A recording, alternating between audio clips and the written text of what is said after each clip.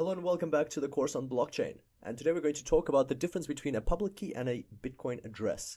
And the reason for this tutorial is because a lot of the time people use these terms interchangeably, and in fact I used to as well. But when I dug a little bit deeper, I found that these are actually slightly different things, and I think it's a good thing to know how they're different and why there's a reason, what the reason is for them to be different. All right, so let's have a look.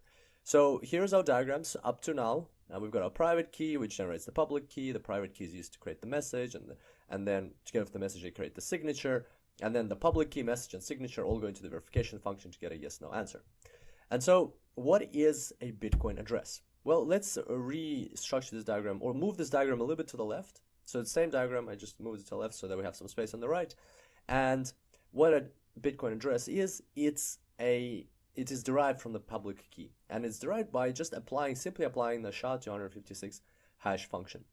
As we know, the hash function is deterministic. There's a very low chance of any kind of collisions, so it's pretty much like if you have the public key, you will definitely always get the same address from the public key. But because the collisions are so rare and so unlikely, it's very unlikely that you will get two different public keys will generate the same address. Very, very, very unlikely.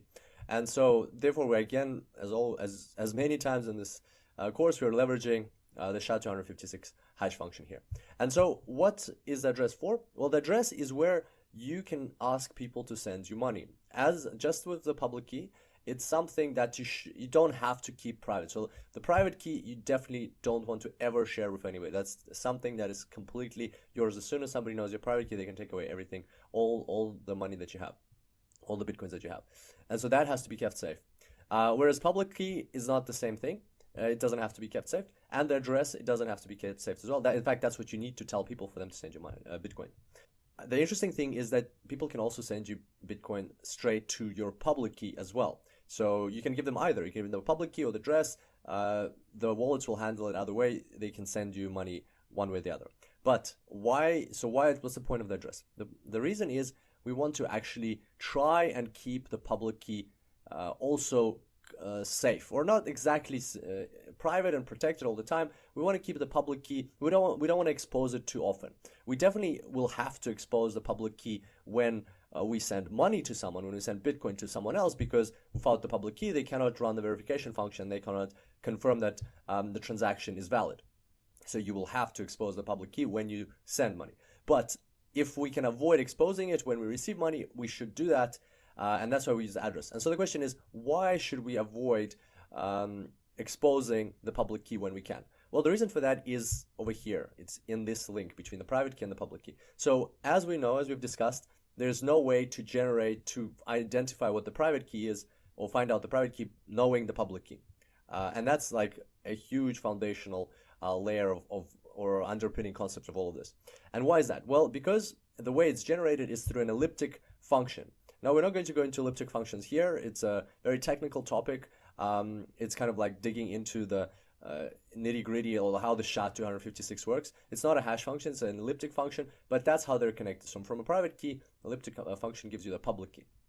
And the reason for this additional protection that we're trying to create here, we're using the SHA-256 function, is because if at some point this is somehow reverse engineered, if there's like a flaw in the elliptic function that is uncovered, or something else that eventually one day somehow somebody finds a way to go from public key to private key, if you are giving everybody your public key for all of your transactions, then very quickly somebody can get to your private key.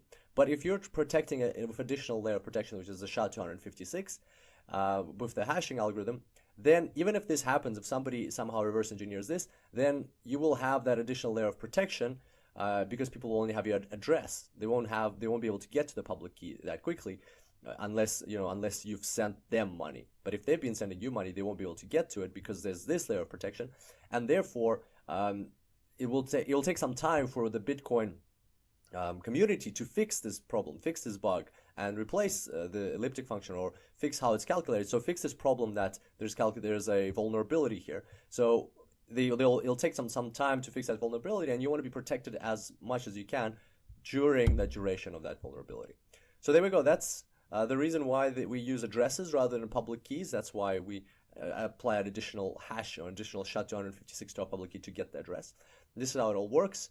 To finish off, let's have a look at what we need to do with the address for somebody to send money. So how does this actually happen, this part here?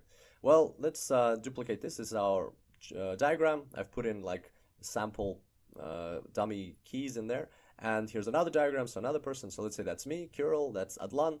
And if Adlan wants to send me money, I have to give him my address, and he will put it into the transaction. So this message here is actually, that's how, when we're actually transacting with each other rather than just encrypting messages, that's where the transaction actually goes. And then this transaction, once it's all encrypted like that, it will go to the blockchain. So it'll go into a block along with this public key that he has. So together they'll go into a block, and then anybody can, and the signature. So the transaction, the signature, and the public key will go into a block, and then anybody can go ahead and verify, or the nodes can verify that it is a valid transaction. So that's how it happens. Basically, I need to give him that address, and he will include it in the transaction. So there we go. That's how what the difference is between an address and a public key.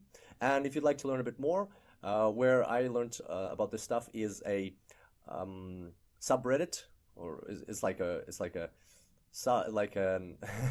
I don't use Reddit that much. It's like a response on Reddit to a question: what's the difference between the public and public address?